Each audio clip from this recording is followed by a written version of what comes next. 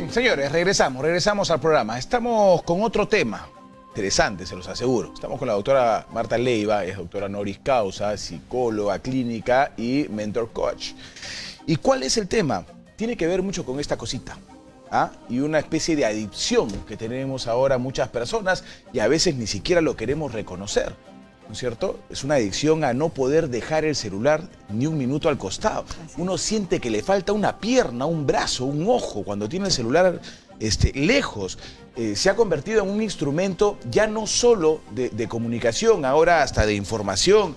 Y lo utilizas hasta en los momentos menos apropiados, como cuando estás manejando, por ejemplo, ¿no? Doctora, bienvenida, gracias por acompañarnos. Para mí es un placer estar con ustedes en este momento. Efectivamente, lo que estás diciendo es bastante preocupante y muy alarmante. Podemos inclusive nosotros decir de que estamos en una era donde nace un problema, nace un trastorno que se acumula ahora dentro del crecimiento humano.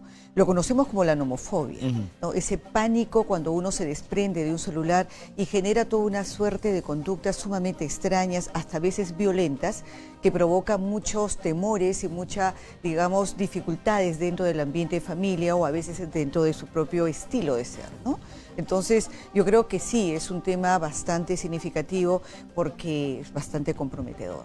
Ahora, y les voy dando los números telefónicos porque en cualquier momento pueden llamarnos, el 251-9422 y el 467-4499 están activos. Yo no conozco a alguien que ande sin celular. Así es. Pero es que ahora se ha convertido en algo también, doctora, si bien es cierto, podemos llegar hasta el extremo de la nomofobia, como usted lo dice, pero también se ha convertido el celular en un instrumento de información, no solamente de comunicación. Hoy en día nos facilita mucho la vida el celular. Un celular puedes tomar fotografías, registrar por internet, hacer consultas, etcétera, etcétera, ¿no? Se ha convertido en todo un instrumento. Claro, es un proceso de utilidad. El cerebro lo capta como un concepto de utilidad y que hace de que se mantenga en una necesidad constante, ¿no? Acuérdense de que el humano siempre busca, o las personas buscamos siempre comunicarnos. Siempre ha sido el tema del día a día en todos los siglos, pero la tecnología ha facilitado esta condición.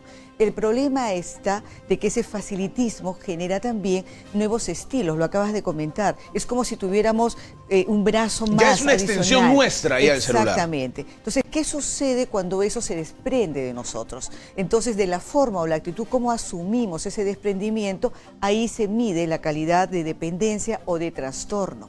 O de repente decimos, bueno, podemos pasar de una preocupación casual de momento porque están todos los datos, justo va a haber llamadas importantes del trabajo, de los hijos o de la familia, etcétera, ¿no? Entonces, de momento lo podemos solucionar y a veces retornamos para poderlo tener. Pero, ¿qué sucede cuando, por ejemplo, los jóvenes no lo abandonan? Se hizo la madrugada, no logran dormir, no pueden dormir porque están pegados a los aparatos, a los móviles, a estos, digamos, todos estos aparatos de la tecnología que nos brindan día a día. Esto hace de que al no dormir bien, lógicamente estamos con una mente agotada, se va para un estrés emocional, ese estrés emocional nos lleva a un mal carácter y el mal carácter hace que nosotros nos volvamos irrespetuosos. ¿Cómo quebramos esa línea, doctora, en la que sentimos que el celular es útil? Por ejemplo, para mí en el trabajo el celular es re útil. Así es. Yo dejo mi celular en casa por olvido y digo, el día se me puede arruinar porque tengo que comunicarme, puedo recibir llamadas importantes, datos interesantes, datos que necesito para el trabajo. Pero ¿en qué momento reniegas un poco por haberte olvidado del celular a darte cuenta que tienes nomofobia? Es decir, que es toda una fobia por el celular. Cuando hay un temblor en el cuerpo.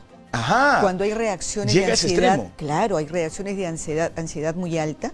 Cuando mi cuerpo empieza a descompensarse, empieza a tener mucha sudoración personal y no logro contenerlo ni regularlo. Entonces, ahí estamos diciendo, no, aquí hay un proceso de mucha unión hacia un aparato externo, lo cual nosotros tenemos que inmediatamente empezar a desacelerarnos, a entender la utilidad y a establecer también los tiempos. Ahora, tú me describes desde un mundo adulto, pero si nosotros nos vamos a un mundo juvenil, adolescente, o nos vamos digamos, a edades de los puberales, las edades puberales, o a los niños, ¿no? De a partir de 8 años, 9 años, que están en pleno proceso también de manejos y de juegos. es más, encontramos hasta de 6 años. Entonces, ahí decimos, no, hay que tener bastante cuidado en los tiempos. La mente se prepara a vivir con las satisfacciones que le da el medio. Y si ese aparato, mediante los juegos de momento, empiezan a invadir mucho tiempo y a desperdiciar digamos, la otra oportunidad de espacios para la sociabilidad, el deporte, la comunicación humana como tal, el proceso de brindarnos afectos entre las personas, tener la creatividad en muchas cosas como los juegos didácticos, los dibujos, el deporte, en fin, hay toda una serie de acciones que se va compensando y que decimos, bueno, esto es solamente parte de un momento, los padres lo administran. Pero si vemos que eso se retira y los padres están en casa haciendo otras actividades y los chicos solo metidos en los videojuegos o los aparatos celulares, tengan la plena convicción que ese niño está camino a un trastorno de personalidad. Qué interesante. Tenemos una llamada telefónica desde Huánuco, doctora, y luego le voy a hablar sobre la acción que tienen muchos padres de sentir que cuando desde muy pequeñitos, al primer llanto, ponle algo, tic, celular, toma, hijito, ve lo que quieras, hay un video ahí, distráete con tal que no me molestes con el llanto, ¿no? Lo vi, inclusive en la lactancia. También. Ya eso rompe todo el proceso. Vamos con esta llamada desde Huánuco, doctora, y seguimos conversando del tema. Hola, buenas noches. Buenas noches.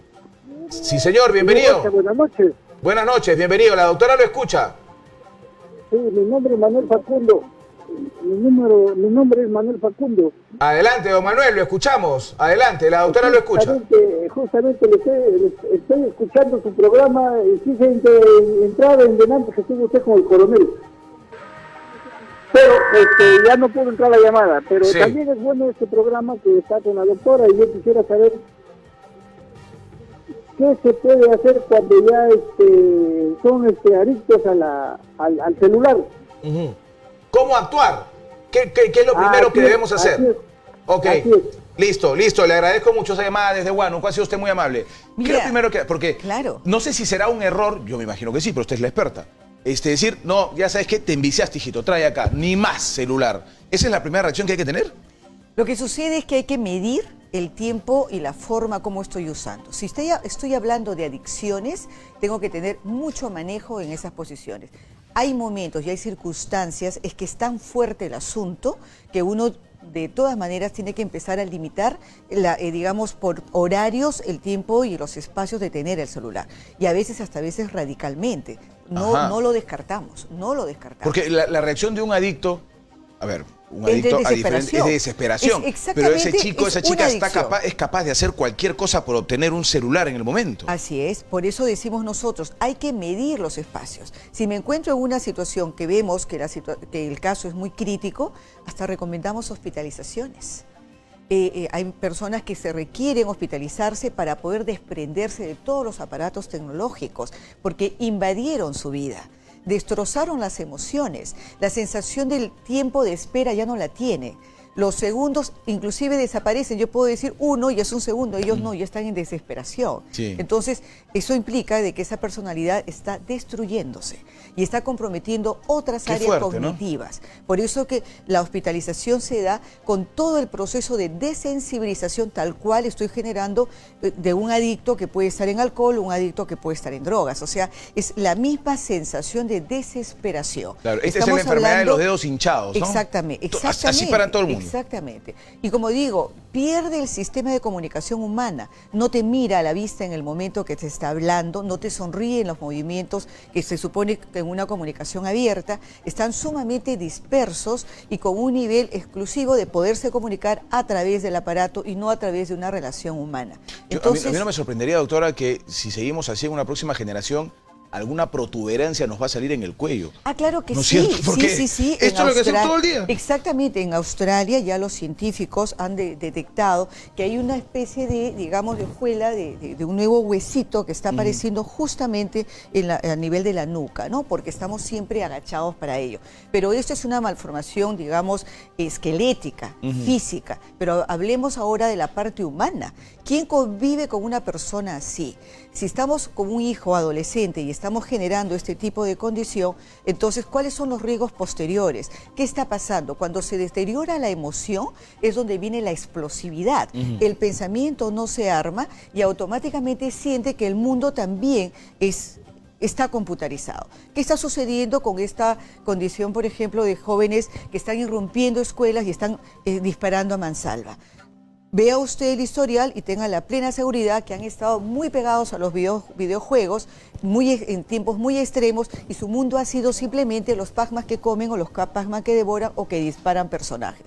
La mente se prepara para esa reacción. La era de los padres ausentes, la poca y baja comunicación que hay, todo el no valores, confluye, ¿no? Entonces todo se está comprimiendo. Por eso que existen países que ya están normando la presencia del celular en los niños. Están indicando, por ejemplo, en Europa, en Francia, ha determinado que a partir de los 12 a 13 años, recién el niño tiene que empezar Qué con un buena celular medida esa. sistemáticamente. Qué buena medida, porque a veces los padres Exactamente. no saben controlar ese tema. Tenemos una llamada desde Puerto Maldonado, doctora. Mario está con nosotros. Mario, buenas noches.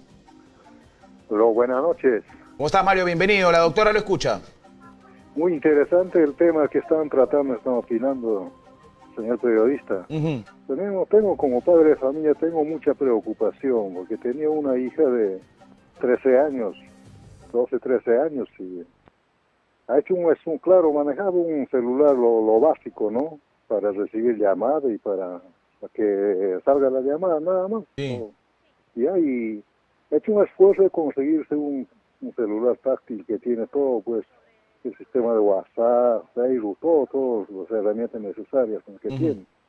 Y ahí le entró más, le ha sido una perdición, no falta que cuando conocí ese tipo de celular, porque se compenetró bastante al Facebook, al Messenger, WhatsApp, prácticamente todo su perdición para la chica, ¿no? Se metió de lleno al tema del celular. Que no se podía controlar, que no se podía controlar, casi como un fenómeno es con los muchachos hoy en día que veo, ¿no? Y Sí. prácticamente todo lo artificial nomás, ¿no? Todo. Es Hasta verdad. cuando, una cosa anecdótica te le digo, yo soy padre de familia de un niño, está en el colegio, y asisto a una asamblea en el colegio, ¿ya? Y cuando convoca a PAFA, y ahí veo las señoras, las madres de familia que entran, ahí están chateando en hora de la asamblea, ahí están con su celular, distraídos, todo el rato están así. Todos estos casos pues nos consumen, nos devora la tecnología. No sé qué se podría hacer para contrarrestar esa adicción mayormente de las niñas, ¿no? De las chicas. Sí, en realidad de ambos, ¿ah? En realidad de ambos. Creo que esto no tiene género. La doctora me lo explicará en un instante. Gracias por su llamada telefónica. Muchas gracias. Yo he tenido oportunidad, doctora, de ir a... Yo tengo hijos, hoy adolescente, mi hijo tiene 15 años, el mayor. Yo he tenido oportunidad de ir a reunión y he visto a 6, 7 jóvenes, todos con el celular, Sí. ¿no es cierto? Pero todos juntos, ¿ah? O sea, la música, en algunos casos las chicas bailando solas, y los 6 así. Exacto. O sea, ninguno se dirigía a la palabra, ninguno se miraba.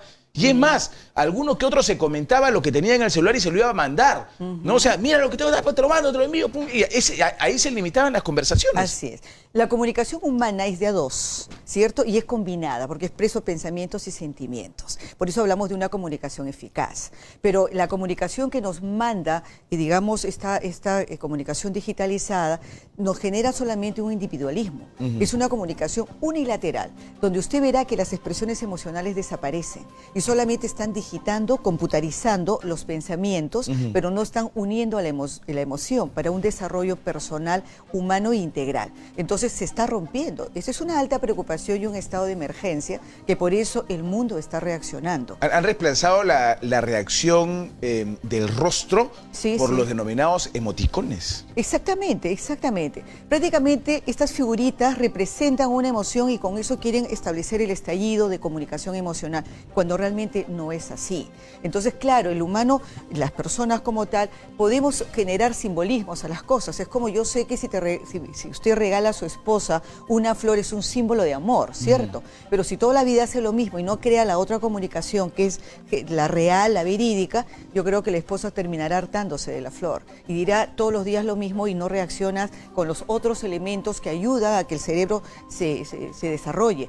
Las emociones justamente el cerebro emocional, la inteligencia emocional, se desarrolla de las atenciones, digamos, de todas esas condiciones de amor, de risas, de pensamientos positivos, de acariciamientos, de sensibilidad humana que nos estimula las hormonas del bienestar. Pero cuando yo lo traslado solamente a una computarización de las acciones, estoy rompiendo ese proceso de crecimiento humano. Claro, una cosa que te dicen los chicos, que me ha tocado conversar de estos temas, ¿no? Entonces tú dices, oye, pero hay que comunicarse. Y dice, papá, pero con esto me comunico, para eso estás.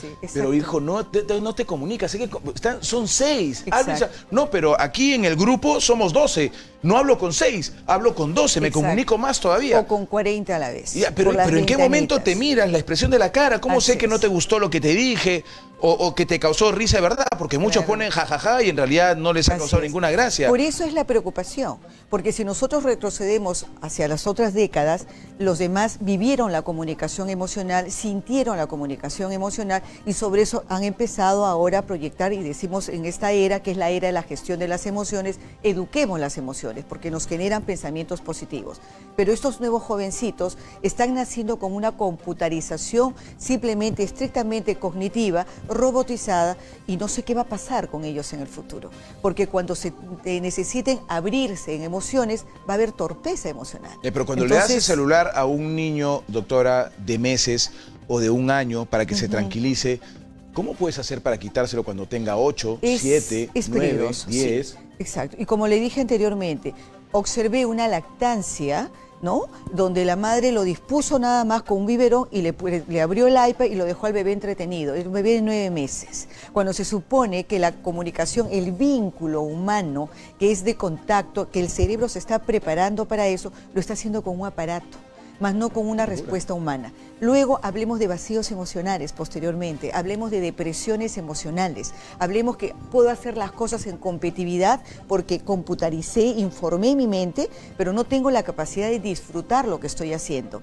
Por lo tanto, me convierto en una persona eminentemente fría, muy árida y con muchas descompensaciones personales. Y me llevo claramente a una depresión absoluta o me llevo claramente a estados de agresividad fuerte, de explosividad, porque a nadie soporto, porque siempre quiero estar solo.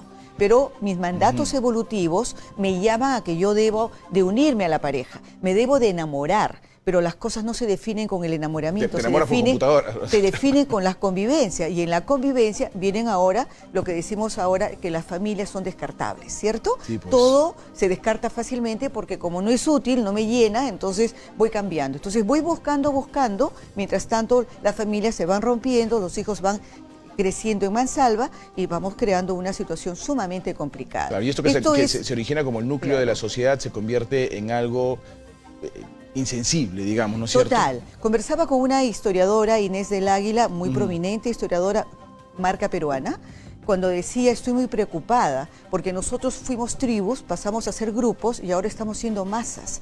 La gente está andando individualmente y no hay compenetración de los territorios emocionales, de esa capacidad del compartir, que es lo que necesitamos. Es una muestra de nuestra raza humana. Entonces, ¿hacia dónde nos estamos llevando? Y por ello, como le digo, hay alertas. Los colegios también están interviniendo, menos mal, ya he visto reacciones en algunos centros, por lo menos en los que he podido observar, en que ya no permiten al niño ingresar con los celulares. Es verdad. ¿No? Y pide que todo celular quede puesto afuera para que ellos entren y cuando salgan recién cojan los celulares. Y si dicen, pero quiero comunicarme de momento, haga lo que siempre hacía. Llame al colegio, dé el mensaje y el niño responderá, o a través de las personas encargadas, pero ya no en una disposición en donde la profesora puede o el profesor hablar, estar dando la clase y el niño está pues distraído por abajo, con el tema exacto, o mandando mensajes en cadena a los alumnos hiperconectados, y resulta que la clase quedó efímera y los chicos simplemente están tal vez hasta burlándose, ¿no? Es verdad. Acuérdese, Violeta está con nosotros, doctora. Escuchamos una llamada telefónica desde Chorrillos. Violeta, ¿cómo estás? Buenas noches. Muy buenas noches a usted, conductor, y a la señora, la doctora, que se encuentra ahí.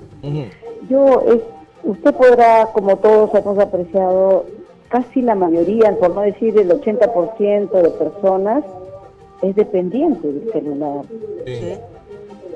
En la calle, en los carros, en todos los lugares. Entonces, cuando nosotros, porque hasta nuestros hijos mayores lo vemos nosotros, que se sientan hasta a almorzar y están pendientes del celular, si suena, no suena, para comunicarse. Entonces, ¿cuándo nosotros poder saber, los padres, que hay este problema de nomofobia, ¿no? Para poder nosotros saber qué hacer y dónde, porque no este tema no es muy conocido para nosotros los padres, es una preocupación bastante grande, ¿no? Entonces, ese es un buen punto. Quisiera, por favor, cómo nosotros poder notar, poder decir. Ese es un buen punto, señora. Le agradezco mucho la llamada. Los límites, sobre todo. Es verdad. Muchas gracias por su comunicación. Doctora, ¿cómo se obtiene información? ¿Cómo el padre puede estar enterado que ya se está acercando su hijo o hija a la nomofobia? Bueno, mire, aquí quiero empezar que hay una alerta ya al mundo. Ya se están preparando muchas estrategias para poder un poco reducir los tiempos. No quitamos la utilidad tal cual nosotros nos hemos introducido al inicio, porque todo es importante porque hay mucha información. Pero si estamos hablando de niños, si estamos hablando de adolescentes, los padres pueden empezar normando los tiempos. ¿Cómo hacemos? A la hora de almuerzo, a la hora de cena o a la hora de desayuno, los celulares se colocan en un lado. A veces están las canastitas, a veces están, bueno, vienen las órdenes de acuerdo a cómo el padre quiere disponer. No celulares y automáticamente entrar en los momentos que representan un vínculo emocional, porque la comida, el alimento es un patrón, es un código cerebral. El niño, el bebé dependió de la madre a través del alimento, desde ahí hacen las conexiones vinculares. Por eso que la comida tiene un efecto muy importante porque hay muchos conectores afectivos de base, ¿no? Entonces ahí podemos mantener una posición. No celulares en los momentos que se desayunan, se almuerzan o se cenan, cuando están en contacto con la familia. Lo siguiente es los tiempos. Si son niños pequeños, lógicamente, de repente a nivel de, digamos, de programas de estimulación, quieren desarrollar el lenguaje o quieren desarrollar otros tipos de habilidades cognitivas, solamente los tiempos. Es la madre o el padre o el cuidador que lo está disponiendo. Entonces llega un momento en que el niño le presenta estas imágenes, estas láminas tecnificadas, y el niño lo está asimilando, pero luego se deja de lado. Muy bien. El chico tiene más o menos 8 años, ya quiere entrar en videojuegos. No se le va a limitar porque también nos va generando velocidades mecánicas, ¿no? De percepción visual y neuromotora. Claro, y además no es que hay que pretender que no existe. Exactamente, ¿no es cierto? Exactamente. Entonces, por lo tanto, también se le da su momento, sus 50 minutos, hasta 90 minutos no más, dependiendo de la edad. Empezamos con media hora, luego va creciendo, ya tiene 8, ya le vamos dando un poco más de tiempo, hasta que llega a los 90 minutos. Y estoy hablando de 12 años, 90 minutos, programados. Ahora, los colegios definitivamente mandan las tareas escolares a través del internet y el alumno digamos, visualiza. Lógicamente, los padres ahí tienen la disposición de prender los aparatos y pueden regular los tiempos.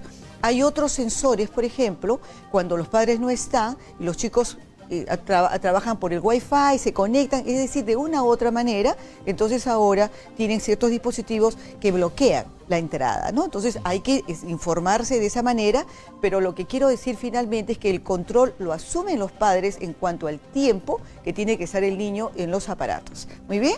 Entonces, de acuerdo a eso. Y en las noches, al dormir, se supone, un chico de 7 años, pues 8 de la noche ya está dormido. Un chico de 9 años, estamos hablando ya de 9 a las 9:30 o 10, ya debe estar dormido. Antes de ir al dormitorio, dejan los celulares, ¿no? Entonces los padres automáticamente tienen la canastita, celulares acá y dormir. A veces los padres, por ejemplo, sancionaban a los hijos retirando los celulares, ¿cierto? Sí. Pero resultó no ser eso un castigo porque entre los amigos se prestan los otros celulares y el niño por lo bajo continúa con un celular oculto.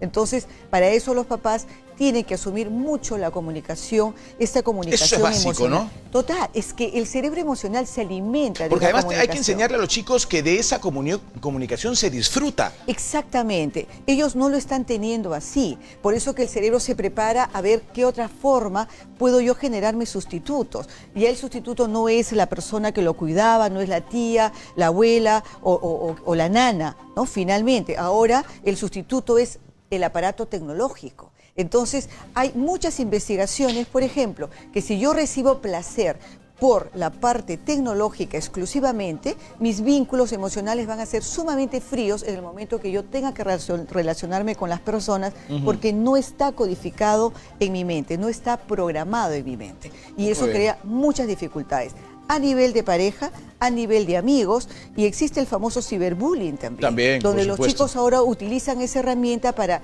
destruir a las personas, y eso es sumamente complicado. A nivel de parejas también se detectan muchos sistemas de por qué tanto tiempo, y resultan pues problemas de infidelidad. Entonces hay muchas condiciones ahora con esto de los amigos buscados a través de redes, parejas a través de redes. Entonces se conocieron a nivel de juego, personas que han estado de repente iniciando un matrimonio o manteniendo una estabilidad matrimonial, jugando con este tipo de cosas, a veces por curiosidades, por promocionarse en esos detalles, y terminan luego hundidos y enredados en confusiones emocionales, ¿no? Los sentimientos se respetan. Es verdad. Eso es algo muy importante, ¿no? Doctora, ha sido un gustazo tenerla en el programa. Gracias, es muy amable. Gracias a ustedes. Interesantísimo el tema y de actualidad tremenda además. Eso de no poder despegarse de los celulares, si para un adulto es complicado, para un niño eso no debería serlo, porque existe el control de los padres. 8:30, nos vamos a un corte, regresamos con otro temón, usted no se lo puede perder, ya venimos.